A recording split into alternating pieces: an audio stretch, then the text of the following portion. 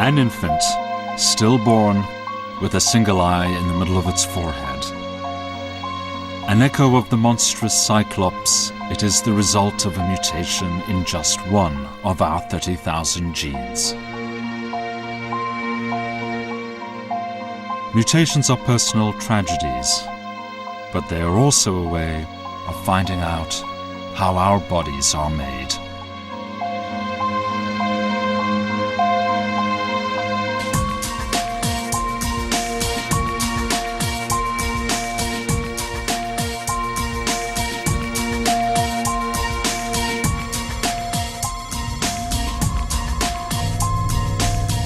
This series is about the extremes of deformity and the limits of humanity.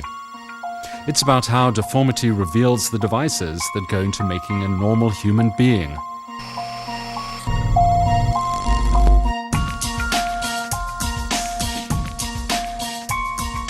It's about mutants. And we are all mutants, but some of us are more mutant than others.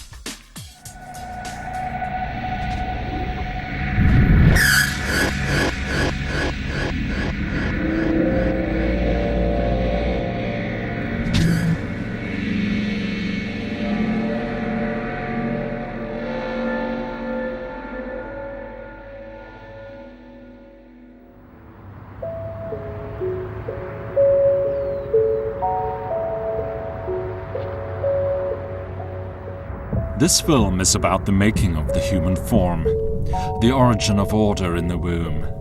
It's about why we have one head, not two, two eyes, not one, and our organs in all the right places. It's about how mutants reveal the devices that make us all, how exceptions illuminate the rule. Our story begins here in Paris in 1829. And it begins with the deaths of two small girls. No sooner had they breathed their last than a band of anatomists came to seize their corpses. For the anatomists who took them, they were marvels of nature, enigmas. They brought the remains here to the Muséum d'Histoire Naturelle, and then they cut them up.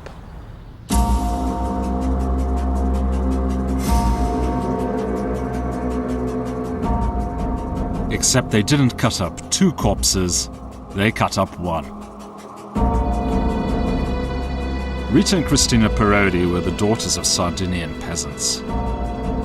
Obscure in life, they were famous in death, and France's scientific elite turned out for the show.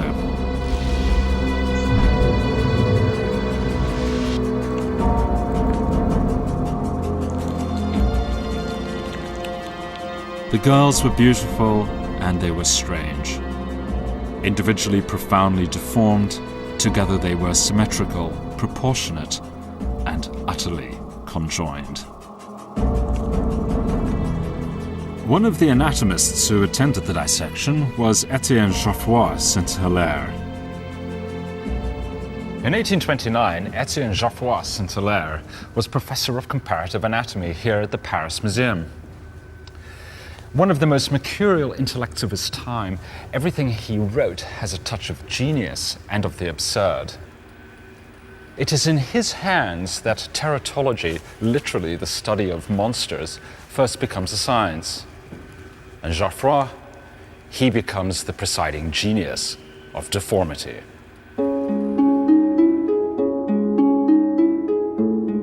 Geoffroy was entranced by Rita and Christina. To him they spoke of unknown forces in the womb.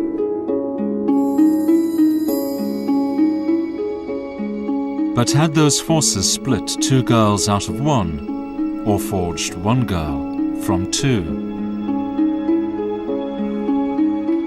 All that remains of Rita and Christina can be found here at the Gallery of Comparative Anatomy.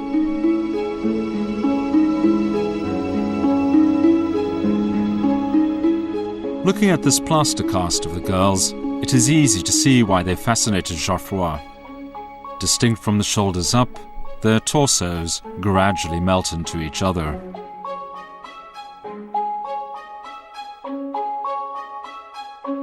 They died when they were only 8 months old. And yet, even though they were so young, they seemed to have different personalities.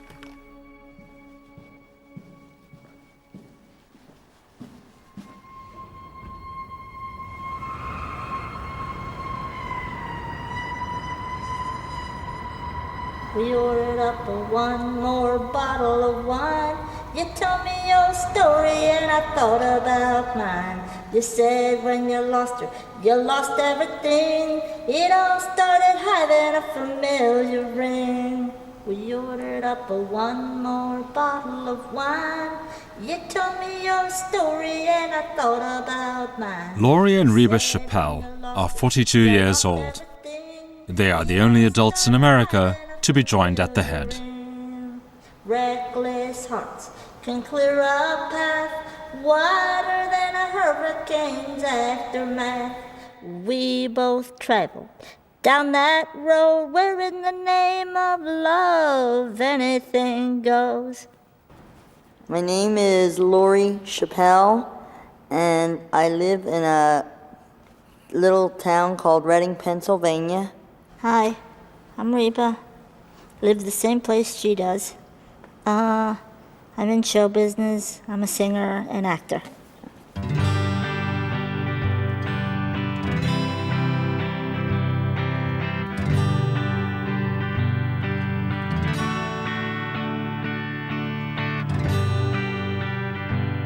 We share bone, tissue, and blood lines, and that's about it.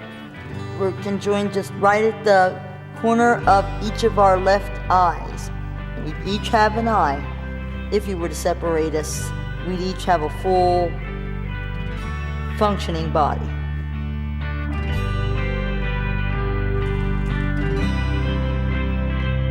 Laurie and Reba share brain tissue, but despite the intimacy of the connection, each has a powerful sense of her own individual identity.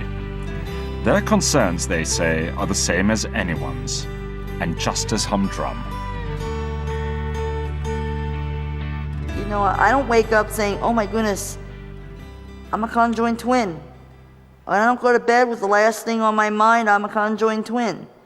I go to bed wondering if I turned off the stove or if I didn't leave the house with something running that shouldn't be. You know, I'm just a normal person with a little connection to my sister. Conjoined twins are often called Siamese twins. The reason for this can be found in a Philadelphia museum not too far from Laurie and Reba's hometown. This is a cast of Chang and Eng Bunker who sailed from Siam, arrived in America in 1829 and found fame. Their livers, preserved here, were joined. When one drank, they both got hangovers. A few of their hairs remained stuck to the plaster. When the original Siamese twins, Eng and Chang, first toured the United States, they advertised themselves with the slogan, E pluribus unum, out of many one, that you can see on any US dollar bill. Chang and Eng proclaimed their oneness even though they were only joined at the liver. 2 out of 1 or 1 out of 2. For most of recorded history, the question has been beside the point. Instead, Siamese twins were seen as having political or religious significance.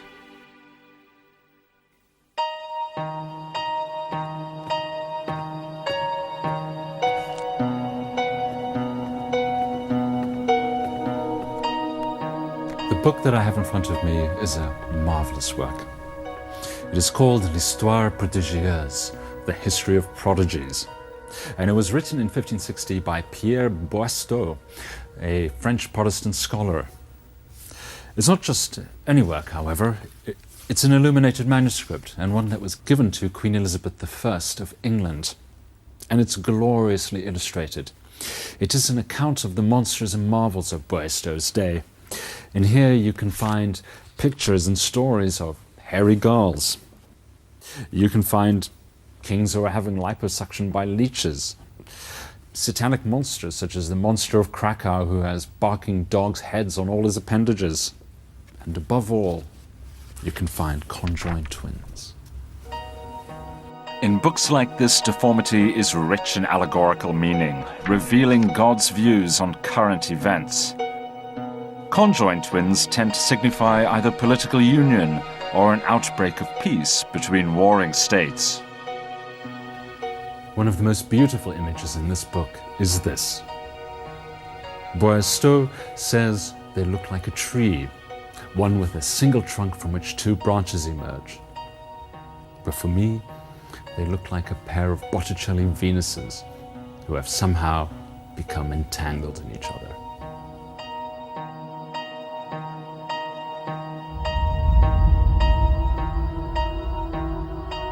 Geoffroy, writing 250 years after the history of prodigies, saw conjoined twins as a natural phenomenon that required a natural explanation. For Geoffroy, Rita and Christina were not an arbitrary quirk of fate, and they certainly weren't a divine creative flourish. They were instead the products of natural laws, laws that made their body, laws that made all bodies.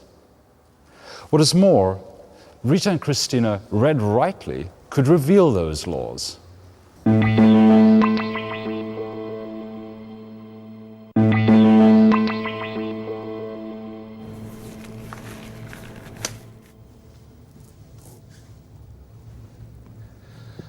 What I have here is a bucket of human guts. It's somebody's insides that have been scooped out and preserved in formaldehyde.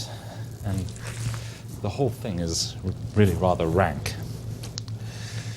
Over here we have the lungs, over here's the heart. It's pretty fatty. We've got a liver over here, stomach, spleen.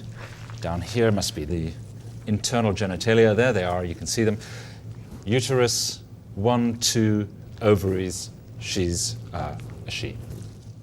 These viscera tell us something important about conjoined twins, but they also tell us something important about all of us. They do so because they belong to a mutant. So what makes her so special? Well, it's the orientation of her organs. You can see it with the heart. Over here we've got the heart, and if you take a look, you can see that the apex is pointed down towards the right. Mine is down here on the left. And take a look over here at the spleen. Her spleen is on the right. Mine's over here, it's on the left. And then if we take a look at her stomach is on the right. Mine is on the left. One of us must be wrong. And it's not me. The disorder is called situs inversus.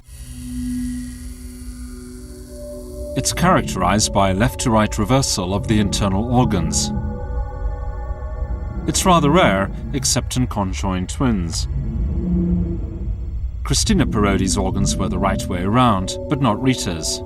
She had situs inversus. Her heart was on the right-hand side of her body. This intrigued Geoffroy. It suggested to him that conjoined twins had something deep to say about our geometries.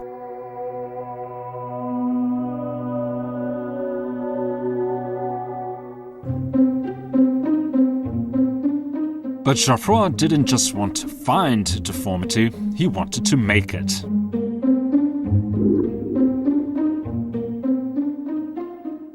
As a young man, he had conducted crude experiments on chickens, trying to create monstrous birds in the hope that they would reveal the origins of order in the embryo. The results, however, were not as illuminating as Geoffroy had hoped. When his chickens hatched out, they proved to be more dead than deformed. If Geoffroy's technique was crude, his idea was not. It is in essence the same one that guides the work of modern geneticists. Like Geoffroy, they manufacture deformity in order to reveal the laws of normal development.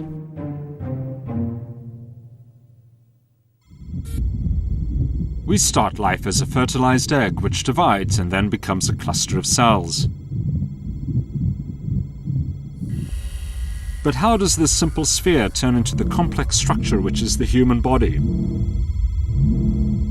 Just 13 days after conception, an extraordinary transformation occurs. The embryo begins to organize itself. This process is called gastrulation. Gastrulation gives the embryo its geometry. 2 weeks after egg meets sperm, an embryo has a head and a tail, a front and a back, and a left and a right. The question is, how did it get them? To put it another way, do the embryo cells just know what to turn into, or is each one told? The answer came in 1923, when a young woman began working for Hans Spemann, a German embryologist. Hilde Prochelt reasoned that if something was instructing cells how to organize, perhaps it could be transplanted from one embryo to another. It was to become the most important experiment in all developmental biology. This was a very difficult experiment to do, particularly the first time that one does it. Now we can repeat it in the lab, but at that time was a great tour de force. Professor Edward de Robertis is a leading developmental biologist. He's recreating Hilde Prochelt's experiment using toad embryos.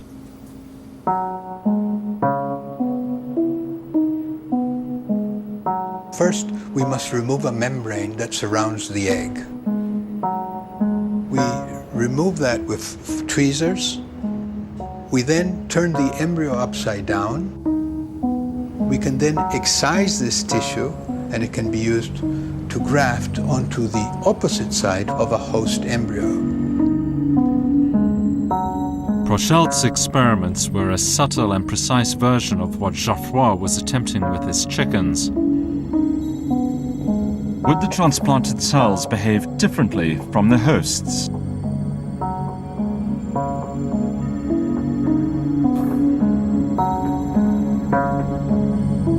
The host embryo has remarkable properties of healing.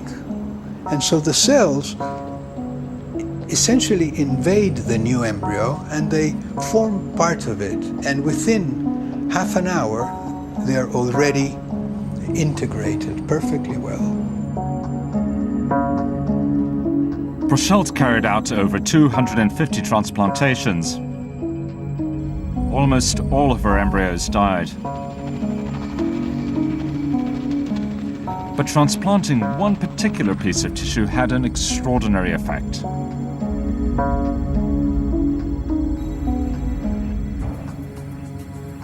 The transplanted cells organized the host cells into an extra but conjoint creature.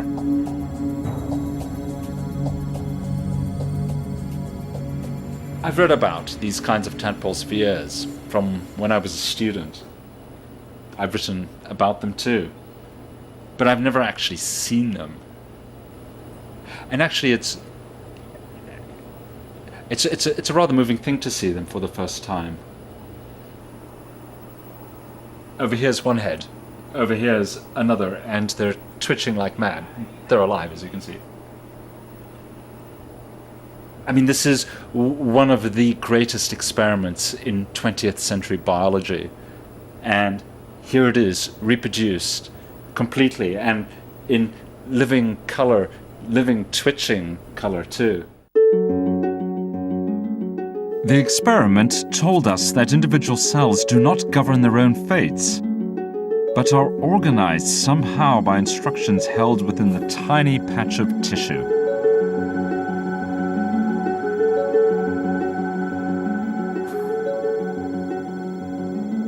When they found the conjoined twin, they realized that the cells that they had grafted told the neighboring cells to form new fates, such as, for example, induce a completely new brain.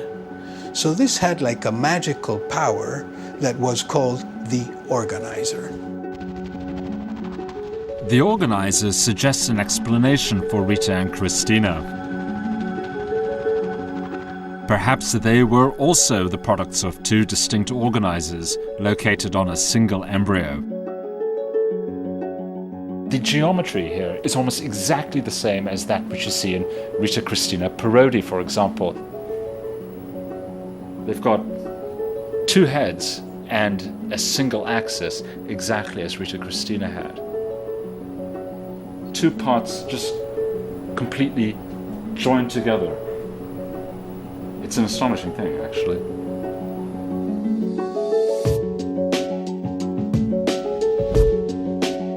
Prochelt's experiment started the hunt for the source of the organizer's power. To produce form out of nothing, to transform a simple clump of cells into something with shape and order. The search was to take nearly 70 years. The organizer limited the potential of the cells around it. It told some cells to become front, others back, some the head, some the tail. It was the origin of order itself. The organizer is simply a clump of cells at the edge of a deep ravine in the developing embryo. As other cells flow over it, they are assigned their different fates. Some cells form the head, others the tail. Some become nerve cord, others skin.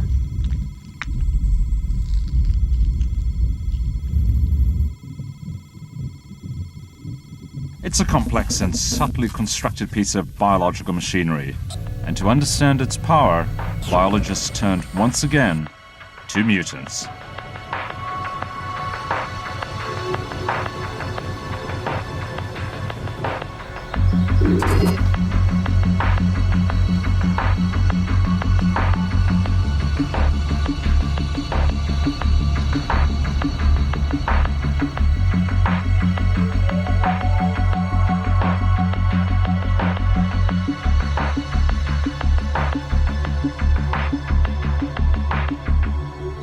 Away from the canals and bridges of tourist Amsterdam is a macabre assemblage of deformity and disfigurement.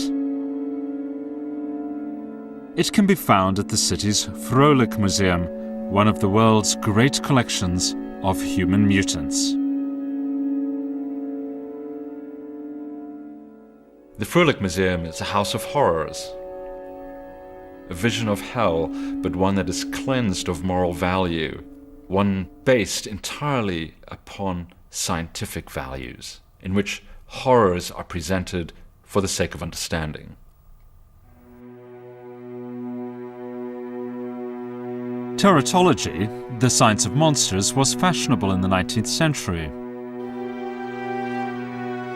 But then obscurity claimed it. No longer. These days, museums such as the Vrolijk have gained new value as molecular biologists examine the rows upon rows of babies in bottles.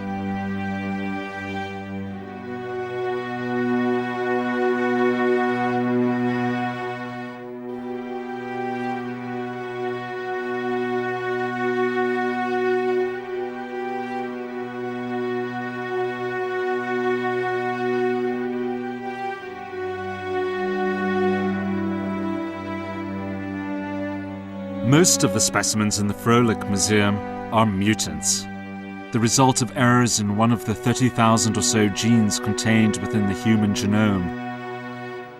Genes that are needed to give our bodies order, that are needed for life itself.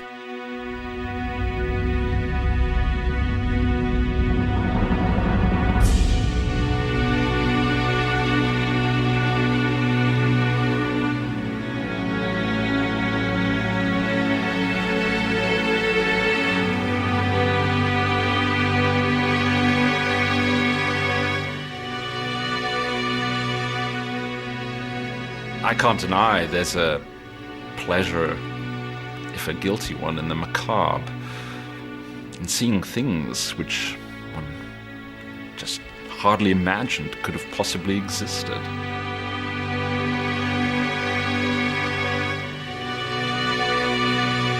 Until you have walked around a collection such as the Fröhlichs, it's difficult to appreciate the possibilities of the human body.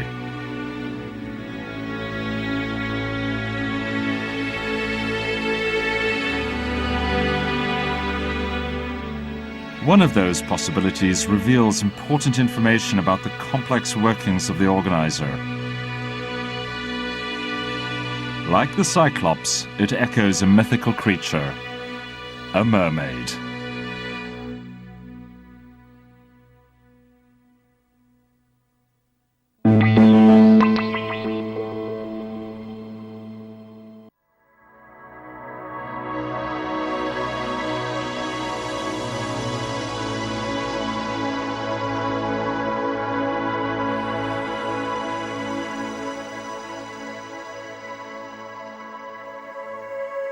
Cyrenamelia, or mermaid syndrome, is one of those disorders that crops up all the time in the great teratological collections of the 19th century. The condition is named for the sirens of Greek myth, and it's easy to see why. Just like a mermaid or a siren, these infants have legs that are fused together in a single tapering trunk from which the feet protrude like little flippers.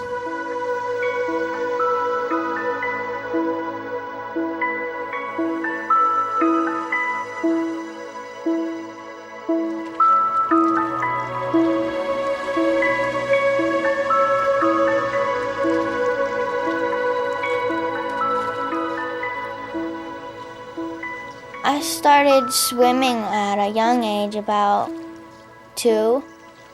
Because I've been in the water so much, I've kind of taught myself how to swim, really. Just getting used to the water and not being afraid of it. Tiffany Yorks is 16 and lives in Florida. She was born a mermaid. I was born with Cyrenamelia, which is also known as mermaid syndrome. It's when a baby's born with their legs fused together from the hips down to the ankles. A lot of people don't believe me. They think it's something I made up because it kind of does sound like something somebody would make up. Cyrenamelia is usually fatal because it affects many organs, among them the heart.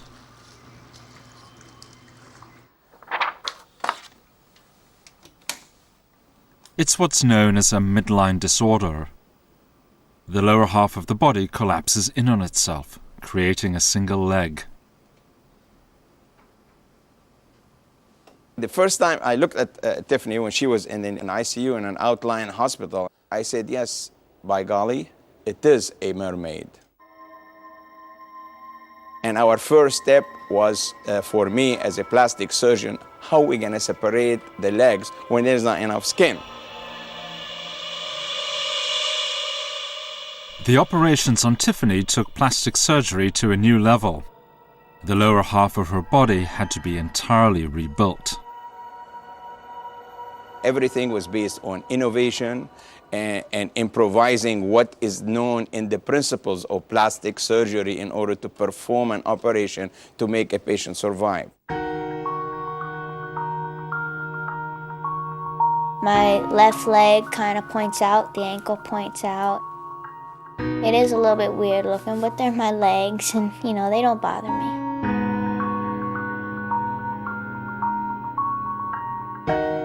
When I first walked, I don't really remember much of it, but I remember it being a very happy time because when I was little, all I wanted to do was walk. I wanted to be able to walk like everyone else, and when I finally did, I was very happy.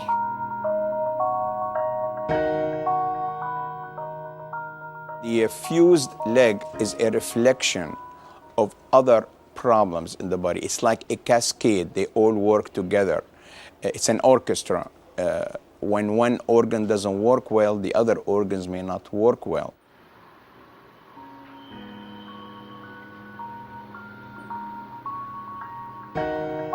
Tiffany is unique. She's the only person in the world with this catastrophic disorder to live to the age of 16. I would tell parents it's okay and that their child does have a chance to survive this because I've survived this and I believe that they can too. It's a very difficult situation, but if you think positive and go on like that, then you can do it.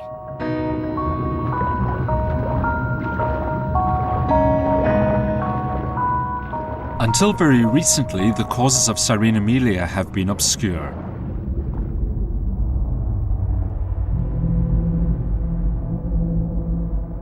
But molecular genetics has told us something about the disorder's origins.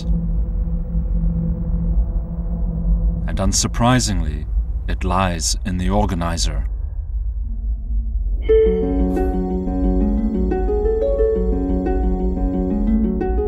For 70 years after the discovery of the organizer, biologists searched for the source of its power. They knew what they were looking for, a substance secreted by the cells of the organizer that filtered into the embryo and told other cells what to do.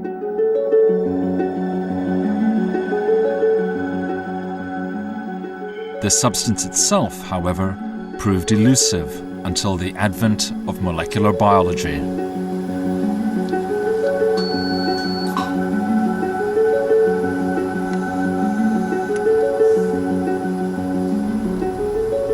The organizer experiment was almost forgotten.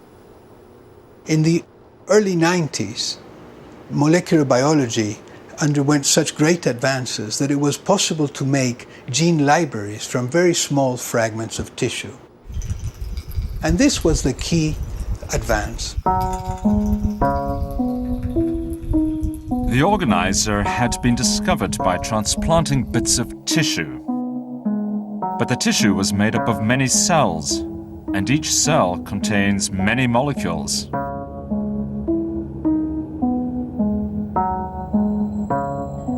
Diribertus isolated genes from the organizer tissue and then inserted them into an embryo.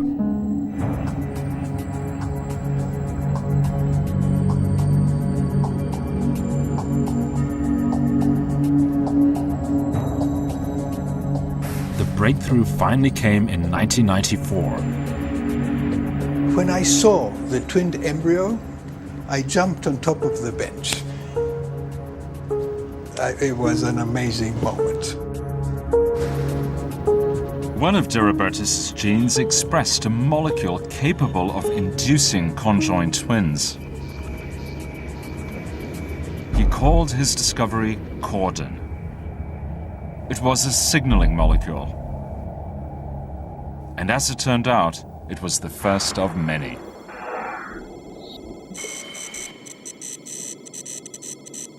When the cells of the embryo sweep over the organizer, they are given a set of instructions telling them what to do, where to go, and what to become.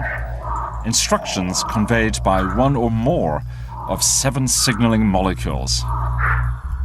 In a way, the embryo is just a microcosm of the world we inhabit, a world of signals, which insistently urge us to travel to one destination rather than another, hold some things to be true and others false, issue some goals in favor of others. In short, that molds us into what we are.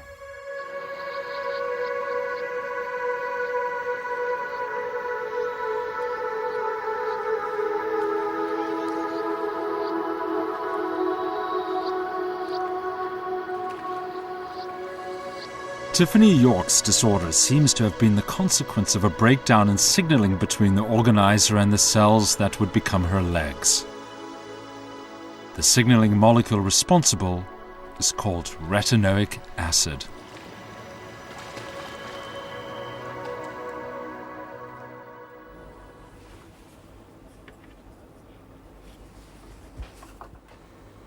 Retinoic acid is powerful stuff.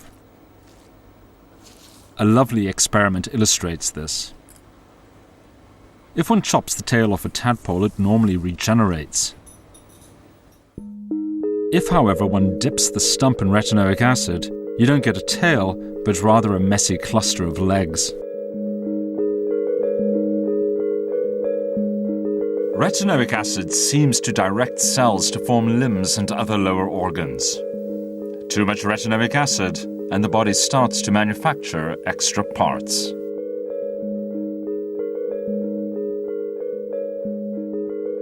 This is John Schifferit, or at least a wax model of him below the waist. A 20-year-old native of Lancashire, he had, in case you missed it, 3 legs and 2 penises. He claimed, impressively, that they were both fully functional. A surplus of retinoic acid may have been responsible for doubling John Schiffert's firepower and endowing him with an extra leg, the human equivalent of the retinoic tadpole. Mutations that can disrupt the concentration of retinoic acid can also cause cyrenamelia, which is probably why Tiffany was born with 1 leg instead of 2. I do feel special in a way because I was given such a miracle to survive, and I believe God had a purpose for me to put me here, and I'm gonna keep going on and figure out what that purpose was. The organizer is, however, only the first and greatest of many organizing centers that collectively give the body its form. Each of the embryo's parts are shaped by their own sets of signaling molecules.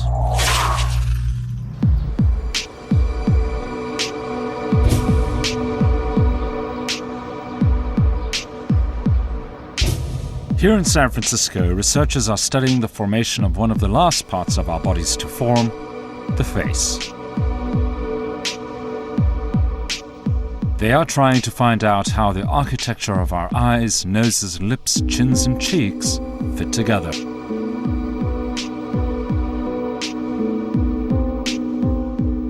This is the head of a pig, a Duroc pig from Iowa.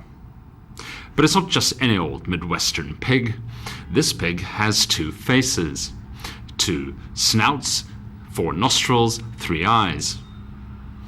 They keep it here in a jar in the University of California, San Francisco, and they call the pig Ditto. Pig, pig, Ditto the pig. Get it? Gosh, well, there he is. There's Ditto. Yeah. I mean, how exciting. Yeah. So here he is as a piglet, and he's a little unsteady on his feet, as you can see. Now, there are a few things that this pig has to contend with that other pigs don't. You see his third eye there in the center. So he can actually see through that third eye. It's not clear, but he does have an optic nerve that connects. Don't know. I don't know. Well, he had a very difficult time suckling, of course, and competing with his brothers and sisters. Yes, you would have thought they'd been twice as good, huh? Yeah. Might have been able to latch onto 2 simultaneously. I think the third eye confused things, though, because you had to locate it. Of course. Yeah. He's gonna topple, but going. Over. There you go. There he goes. Yeah. But luckily, somebody's there to rescue him and right him. It's the most pathetic thing you've ever seen, isn't it? It's very sad. So why are you laughing? Yeah, I know. It's not appropriate. But look at for that. the scientific attitude. Yeah. But Ditto the pig is not the only oddity that has ended up in Jill Helms's lab.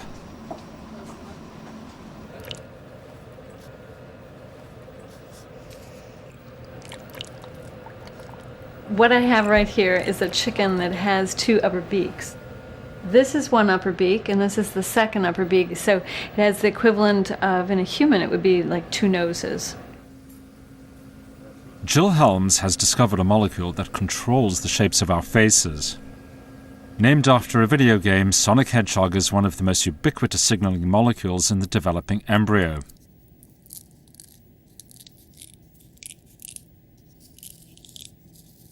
Like Geoffroy, her experimental animal of choice is the chicken.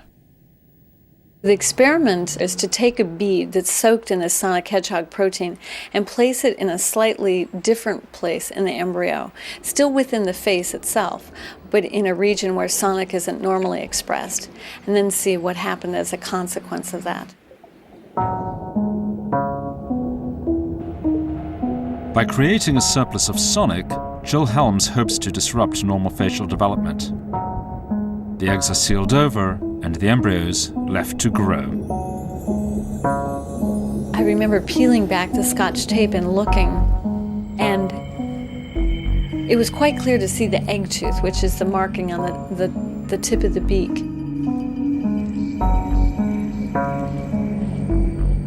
These tiny white specks seemed unremarkable, but they were a revelation. The beginnings of two separate beaks.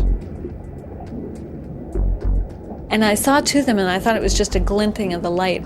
And it was only when the embryo was dumped out into a dish and we started examining it more carefully, and then the next one came out and it looked the same, and the next one, that we were really quite sure and very surprised and delighted. Then I was left with the feeling of, what does it mean? What does it mean? Order in the embryo begins with the organizer. But as the power of the organizer wanes, each part of the body comes to produce its own geometry with its own set of signaling molecules.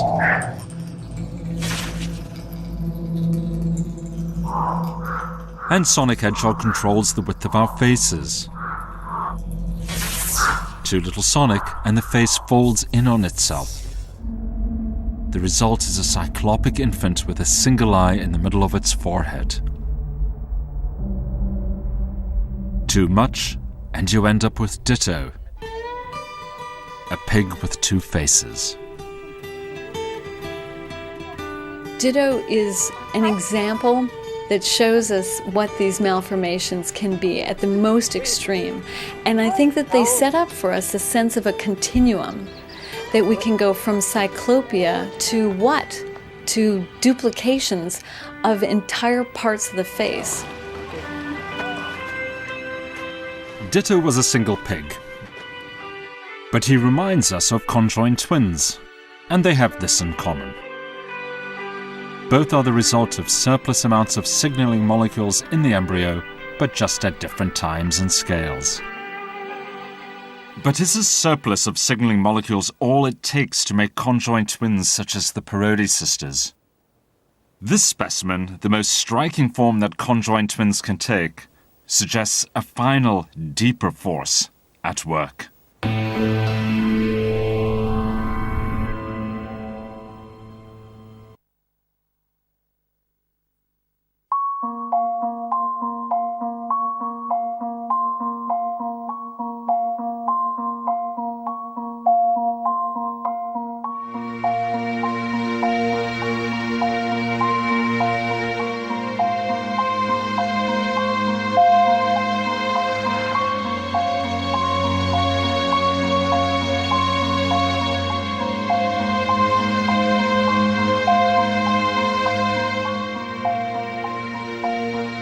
This is one of the most exciting of conjoined twins.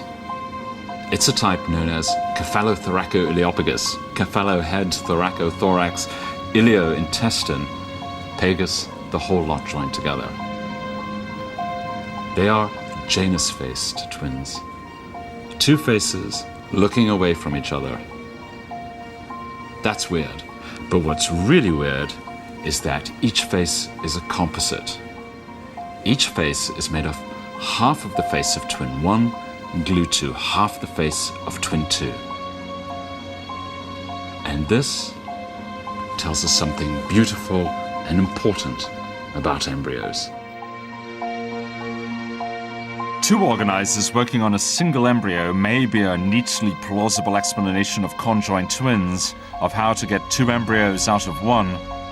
But it has nothing to do with their most important feature, the fact that they are glued together.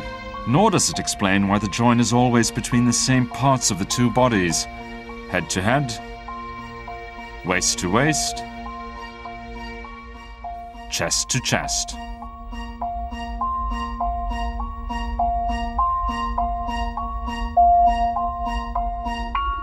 Conjoinedness enthralled Geoffroy. To explain it, he proposed a law, the law of affinity of like for like. He believed that as embryos form, cells use a sort of biological magnetism to identify and link with their own kind. Geoffroy hadn't actually seen embryos doing this. He just inferred it must happen this way. And he was, in essence, right.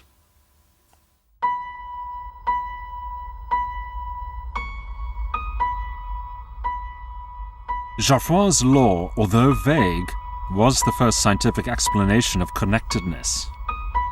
Recently, we've learnt a lot about this.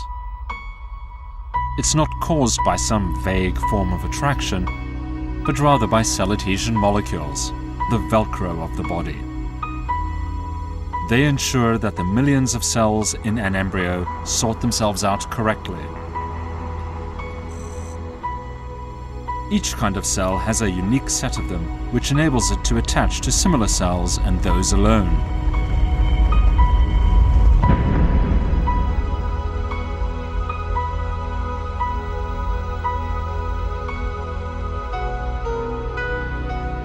The problem arises when a twin gets in the way. If that happens, the cells of the two embryos stick to each other and can become hopelessly intertwined. And so to Rita and Christina Parodi, whose body was the resolution of a conflict between the divisive forces of the organizers and the unifying impulses of cell adhesion.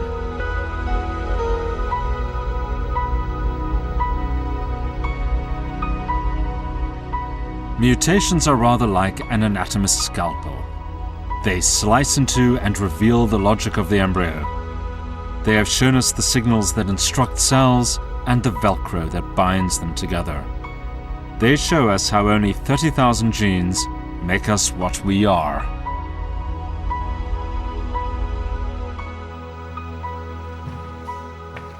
Geoffroy Saint-Hilaire normalized monstrosity. He showed that these strange forms could be classified just as previous generations of naturalists had classified animals. He intuited that monsters were not divine jokes, mere arbitrary errors of nature, but that they were the consequences of natural laws, the same kinds of natural laws that gave rise to the diversity of animals that we see around us in this gallery.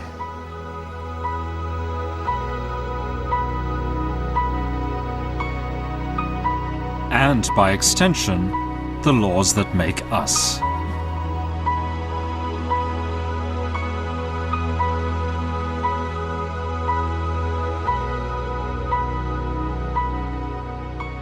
There are no monsters, Geoffroy said. Nature is one. In the way of French aphorisms, this is a little cryptic. But if you come here and look at what is left of Rita and Christina, it's easy to see what he means.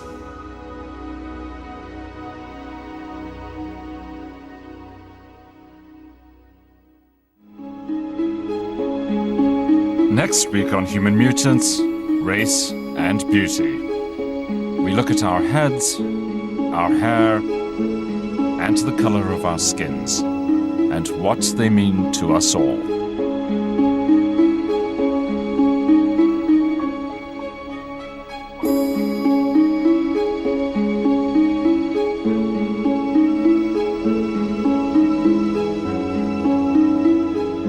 You don't have to wait until next week, because that's tomorrow at 10 past midnight. Well, next on 4, De La Soul and Craig David at the Urban Music Festival with the Prince's Trust.